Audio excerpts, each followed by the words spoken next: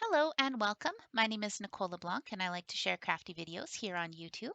Today we are making a collection of birthday cards using the Indigo Vines washi tape and coordinating die from Pinkfresh Studios. I'm just going to start off today's video by showing you some sneak peeks of the projects that we're making. And I'd also just like to remind you that in the description box below you can find more information on this project, including a link to my blog post with more pictures and more information. And as well, if you enjoy this video, please do like and subscribe for more crafty inspiration. Okay, so let's get started on the project today. With all of these cards, they all feature a basic watercolor background. So that is where we are going to start with today's project. So I've just taken my distress ink in the color Chipped Sapphire, and I've gone ahead and kind of smooshed that down on the acrylic block here next to me. And then I went ahead and sprayed that down with some water just to prepare my sort of ink into a watercolor. And now I'm going to go ahead and start working on my watercolor panel. So I have a piece of watercolor cardstock here. I've already trimmed it down to 4¼ by 5½. And right now I'm just dipping my paintbrush in some water and sort of painting on a rectangular shape. You'll see there that for this particular card panel, I did not bring the water all the way to the edges because I wanted to preserve that white border. But on another card panel that I don't show you painting, I did just go ahead and simply swipe it across the whole back panel. So really here is your time to shine. Be as creative as you want. You could do any shapes, you could do any patterns you'd like. You can see here that I chose to go with sort of an ombre rectangle, which I thought would add a little bit of interest to my final card and make it more unique. But you don't have to do that. You could make it a solid color. Like I say, here you can really be creative with this painting process. You'll also note that I did take my heat tool and dry in between layers of distress ink. I like to do that when I watercolor with the distress ink. So you can see these panels come together really quickly. I'm already on to another panel here. For this one, I just went ahead and pounced on some ink in sort of a circular motion, a little bit higher than the center of my card panel.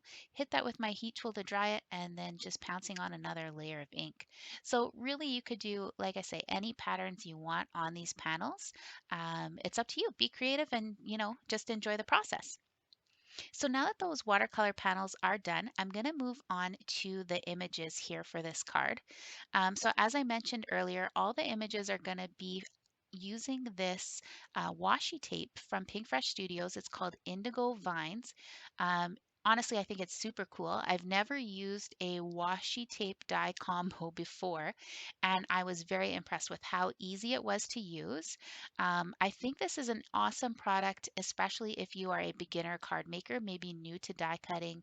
Um, because that die comes in that one solid piece there, you can see it on the left. It's super easy to line up, and it's honestly, it's just very quick as well. So just a really cool product. So here I went ahead and adhered that washi tape down to some 110-pound white cardstock. And then I'm just going to line up my die here and stick that die to my cardstock using some low tack painter's tape. And then off screen, I'm going to go ahead and run this die through my Gemini die cutting machine. And here you can see here that I've come back from the die machine, and these images, they just die cut so beautifully. Like I say, I was very impressed with this product. I hope that Pinkfresh really does a lot more with these kind of washi die combos because I'm loving it. I'm absolutely loving it. Next up, I did also die cut just some of those images out of just the plain white cardstock, and I used some liquid glue to adhere those to the back of my images there just to add some dimension. And off screen, I also die cut some more of those in gold foil that you'll see later on. So next I'm going to move on to the sentiment. So the sentiment today is a classic, Happy Birthday, and it's from the Happy Birthday Sentiments stamp set from Pinkfresh Studios. Just loaded that stamp in my mini Misty tool here, and I'm stamping out the sentiment using some Pinkfresh ink in the color Stargazer. When I did go ahead and triple stamp this, which probably wasn't necessary, but as soon as I did my last stamp, I very quickly sprinkled on some fine detail clear embossing powder and melted that on with just using my heat tool here. This step honestly is completely unnecessary, but personally I just really like the look that the clear embossing powder gives you over a stamped sentiment. I think it's really fun, but like I say, not necessary for this project. Next up, I did die cut that sentiment as well. As you can see it here, kind of sitting on the left there, using the coordinating die. So now I'm going to start assembling some cards. So for the card bases, I used this cardstock from Hero Arts. It's in the color Nautical. They are A2 size card bases. Once the card is folded, it will be 4¼ by 5½. I did adhere down the watercolor panel using some foam tape, and now you can see me here just adhering the vine wreath and the happy birthday sentiment just using some liquid glue, and just kind of waiting for that to dry with my acrylic block on there. Moving on to the next card, this is that ombre rectangle that you saw me painting earlier in the video.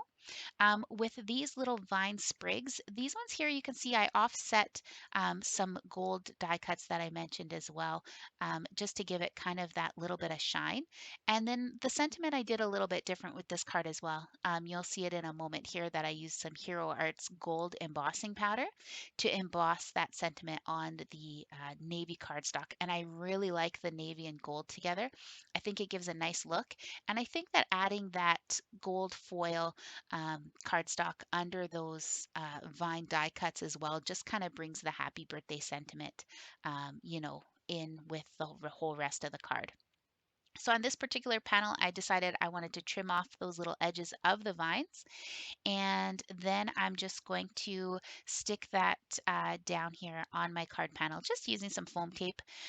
Generally, I find that sometimes when you use watercolor paper, right, you get a little bit of warping or bending. So whenever I use watercolor paper, I like to use foam tape. It's just my preference.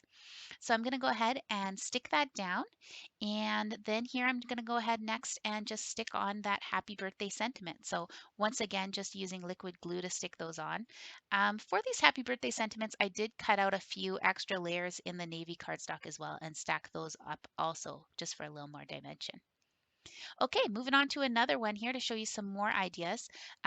This watercolor panel, I just simply swiped my brush across it, colored the whole panel, no fancy patterns, no fancy ombre on this one, just colored the whole thing up. And here, similarly to the previous card, I also offset these little sprigs with some gold foil die cuts. And just starting off by gluing those to my watercolor panel using some liquid glue.